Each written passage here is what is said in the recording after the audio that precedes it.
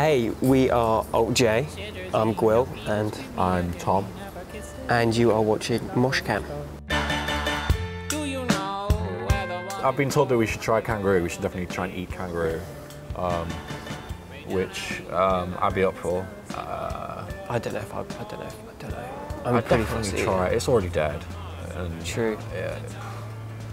It could be, you know, it might be nice. You watched that video on how a kangaroo, sort of how the kangaroo sort of gives birth. No, but I remember you telling me, and it sounded probably one of the worst things I've ever heard. Yeah, I think that put me off. I was just told to wear lots of sun cream, which I do anyway. If I'm anywhere hot, I just use sun cream like moisturiser. As soon as I'm out of the shower, all over. Otherwise, I get very burnt. The cure for jet lag is just training your body to sleep when you can. Yeah, you do learn. You learn how to sleep in a van or on a plane. I still find it hard on the plane just because I'm so tall and like Gwill's got a good technique. If you get your legs up, then this is it. It's far more comfortable. But I can't, and so when you just sit like this for 15 hours, you do start to go insane. And the same if you're driving across California for 3 days. Yeah. But you just literally get used to it, and but then you get days of luxury, like you get the afternoon off in your hotel room, and that's kind of all you need. And then after that, you're kind of fine. Yeah, zero your body. Yeah, exactly. Refresh. Just kind of remember who you are a bit, and yeah, you can't complain. Well, we get to travel around the world as our job. It's pretty exactly. cool.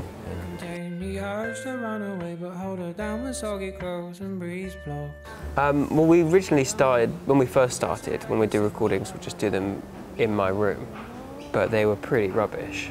You know, I'm not a producer, so we ended up working with a guy called Charlie Andrew, who is the only producer we've ever worked with, and we started working with him about 3.5 years ago, and we recorded Matilda, which is on the album, and that was the first thing we ever recorded with him, and it's the exact same mix and the exact same recording that's on the album. So when we were doing our degrees, we would just do this thing where he'd fit us in around his sort of spare time, and we'd go down and record with him in Brixton. And so we sort of accumulated a fair few tracks before we even sort of thought about making the album or trying to get a record deal or anything like that. So it was fairly relaxed. Yeah, it was cool. We did rehearsing when we were in Leeds at university. We wrote the tracks mostly in Gwill's bedroom, and then actually not most of them, some of them. I think. Some in your basement? Yeah, in my basement in Leeds, and we wrote most of the album in Leeds, if not all of it, and then we finished it up in Brixton. So we really wrote it when we were at university, and that's why when we tell people we've been together for 4 years, that's because we met at university and we were still studying, and so it's been that long because it was very diluted. We weren't like full-time straight away. Yeah, I don't know where that's really come from. I mean, sure, you know, we're in our 20s, we've done hallucinogens, but someone asked us, another interviewer thought we'd made the album on like acid or something, which you wouldn't be able to do. No. It'd be impossible. You definitely couldn't do it. Joe did have one experience with mushrooms at university, and that affected him. He became really good at songwriting afterwards. Yeah, I don't know how or why. He used to be like, really like solid student. When I first met Joe, he was like kind of an inspiring student in first year, because we all did the same course, me, Joe and Top, fine art. And he would have always done the readings for everything, and it would be really well prepared. He would have he'd just be on it. And then he had an experience on mushrooms where he sort of ended up sort of having to go home for a while, and then he came back, and he wasn't interested in university anymore, really. He was just got really good at writing songs. Yeah. So I don't know, I can't explain that. That's just something that happened.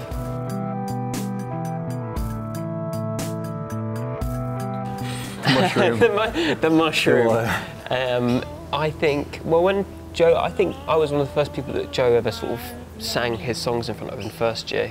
He came around because he knew I was getting really into GarageBand and just producing tracks on GarageBand, and he came around and we recorded some of the songs he had, and I think he definitely had a weird voice then, but I think over the time we've been together he's sort of learned the various sort of like, I don't know, how he can use his voice as an instrument in quite interesting ways. It's definitely become a lot more, he's got a lot more control now. Yeah, and matured. It's matured, definitely.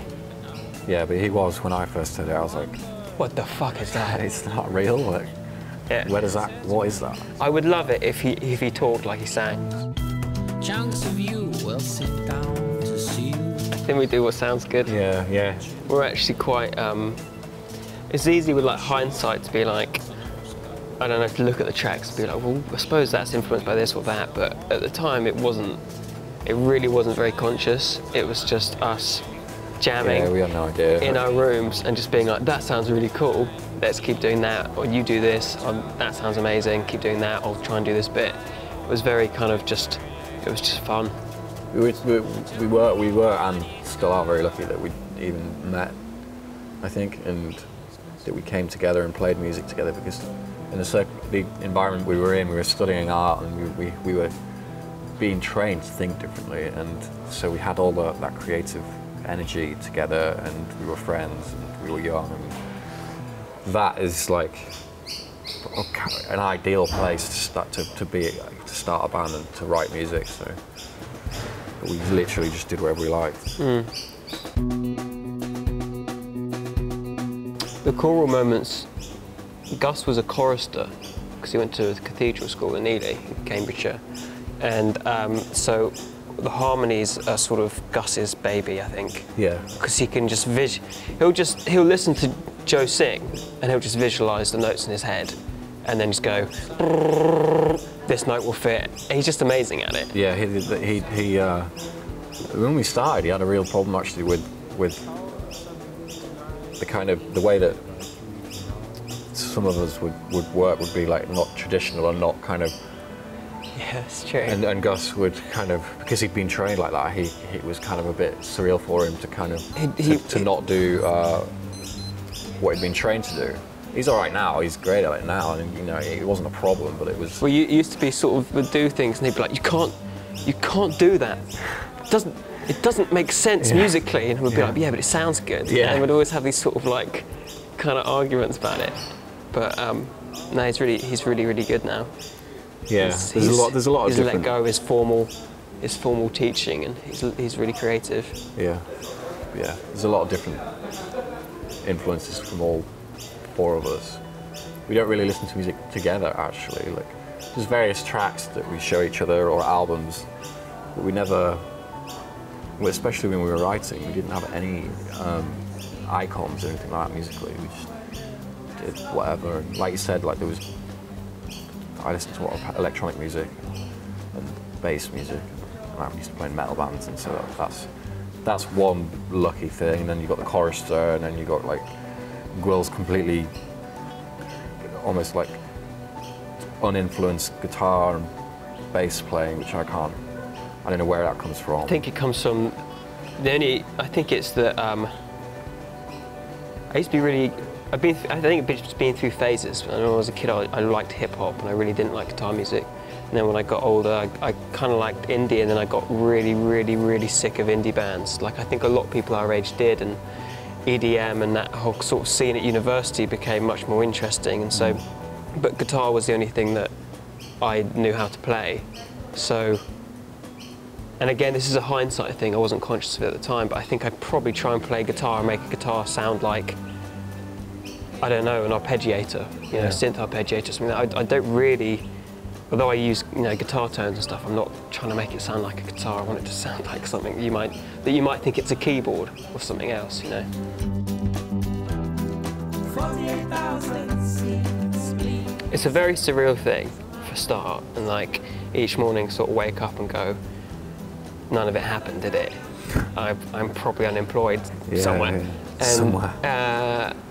I think that it's kind of a bit like a computer game, but you're like, I don't know, kind of like what's that, Guitar Hero or something like that, where you just sort of have these, it's almost like Level Up every now and again. Like the first real big thing that I remember was we were unsigned and we were touring by ourselves, and we were driving back from like a gig somewhere in Manchester back to Cambridge, and Tessellate, our track, came on Radio 1 really late at night. And we didn't know it was going to be played, and it was just like, wow, our track's on the radio, that's so amazing. And then that just sort of continuously happens, and then it goes like, I don't know, some of the festivals we played over the summer were in countries where we didn't even know we had fans, say somewhere like Belgium. We played Pukkelpop, and you're kind of expecting a couple of hundred people to turn up, maybe, and like 3,000 do. And they're all going mad, and they all know all the songs, like, and stuff like that happens. We end up laughing.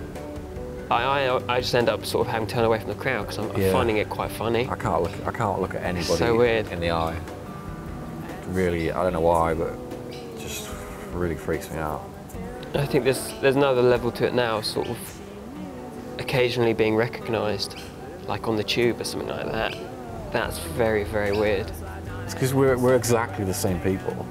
Yeah. And because we've known the music for years,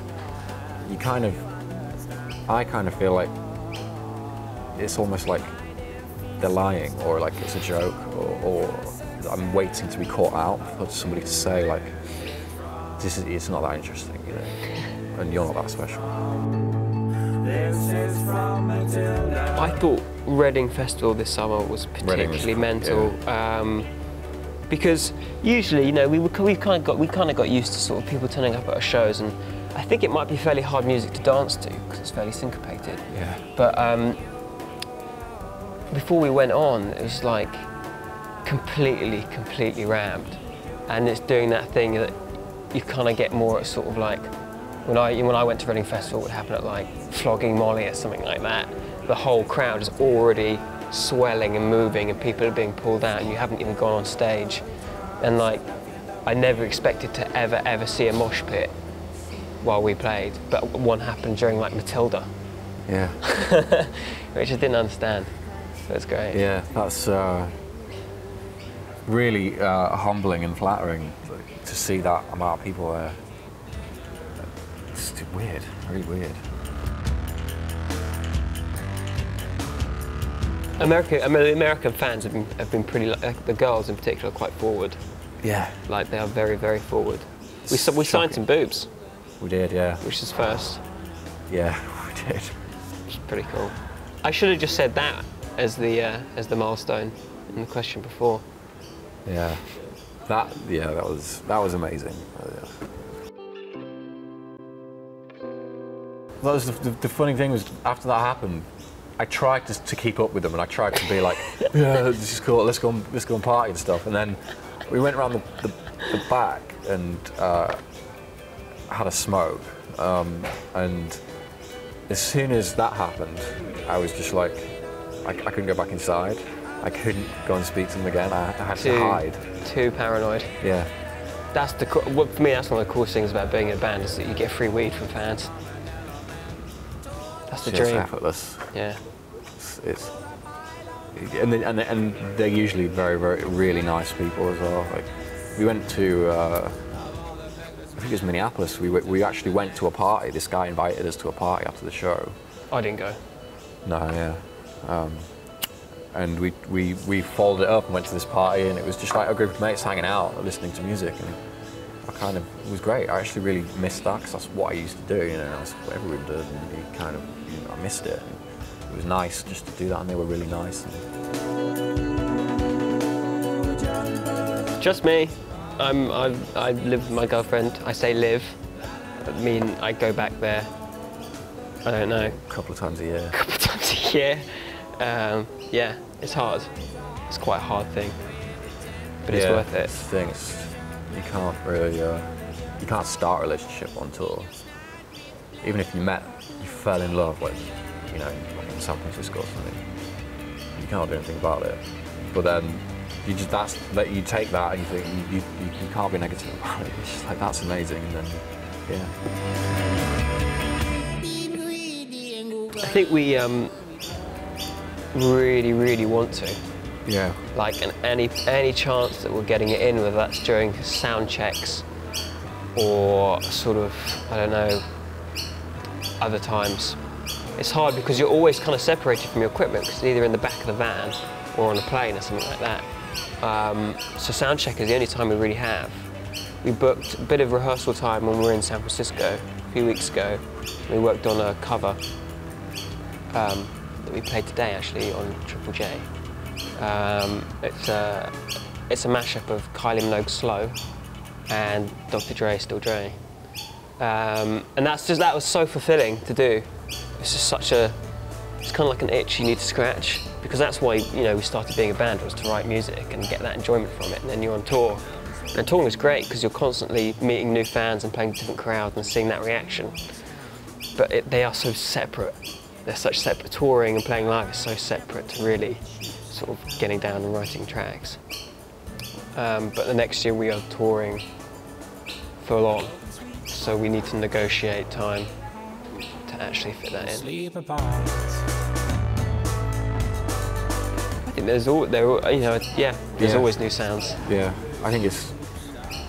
I don't know if there's any specifics that we've talked about as a group, but I think that hopefully we'll have the time and the freedom and the tools to do what we did the first time, and just experiment and not have any pressure.